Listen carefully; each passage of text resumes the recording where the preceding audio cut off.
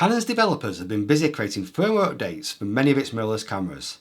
Find out what they do, whether you need them, and how to install them.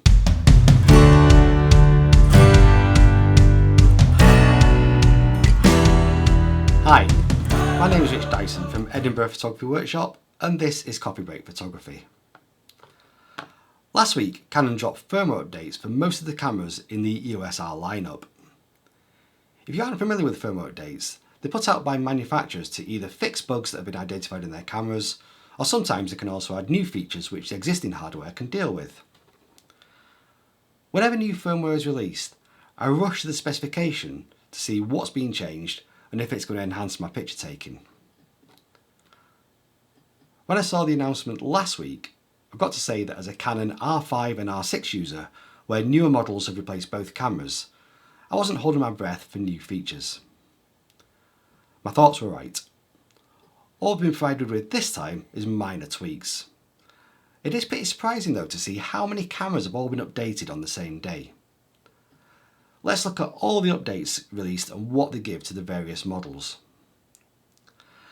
I've summarised all the changes across the range on 2 pages. I've added a link under the video so you can download a document because it is quite small to read on the screen.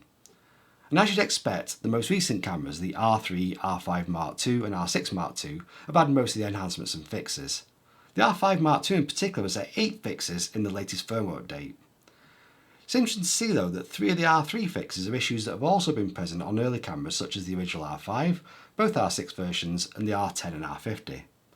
But the thing to take from the list of fixes across the range is that none appear to be things that most users will encounter, and they generally happen in quite specific circumstances.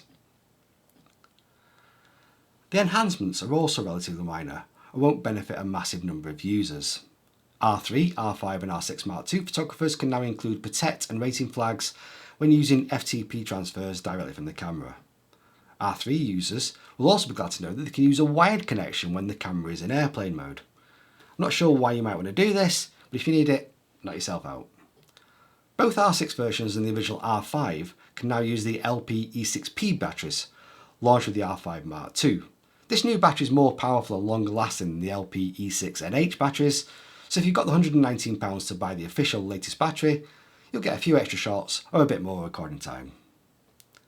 The more budget end cameras in the EOS R range have added extra security to the Wi-Fi connection with the introduction of WPA2 and WPA3 security standards. They also now have the support for the Software Development Assistance Kit. This allows third-party developers to create applications for these models that allow users to control shooting settings, control multiple cameras, and inject GPS and XMP metadata. Besides R5 Mark II and R3 users, there isn't much in these firmware updates that can be considered to die for. Therefore, I recommend holding off on adding these updates for a couple of weeks. Sometimes manufacturers can introduce new issues as part of the firmware updates, so if you wait a couple of weeks, there'll be time for users to identify the problems before they get added to your camera. For those who can't wait though, here's how to apply the firmware update to your Canon camera. So the best and easiest way to apply a firmware update is through the Canon CameraConnect app. I've added the links to the app on the Apple Store and Google Play Store under the video. If you're using the app for the first time, you'll need to connect the camera to the app. The app's going to talk you through the process and it's really simple. If you're already connected to the app, it'll display a message that the new firmware has been released.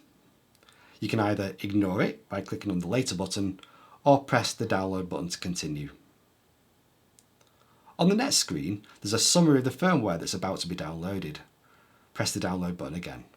You'll need to accept the software license agreement as well. Once that's finished, we can connect the camera using Wi-Fi.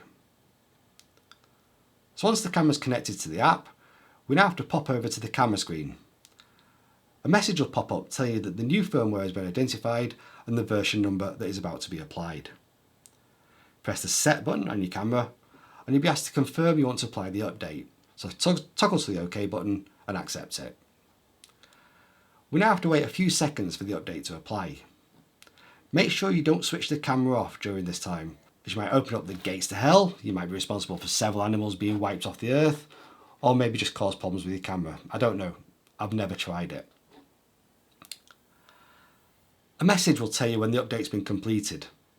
Press OK and you're all set to use the features and fixes in Canon's latest update. If you've enjoyed this video, it'd be great if you could like it and share it by clicking on the thumbs up button below the video. That way, a few more people will get to see it. You can also subscribe to the channel by clicking on this button here. I send out a monthly newsletter to my subscribers with news about photography, as well as exclusive offers. Scan this QR code to sign up. My name is Rich Dyson from Edinburgh Photography Workshop, and this has been Coffee Break Photography. See you next time.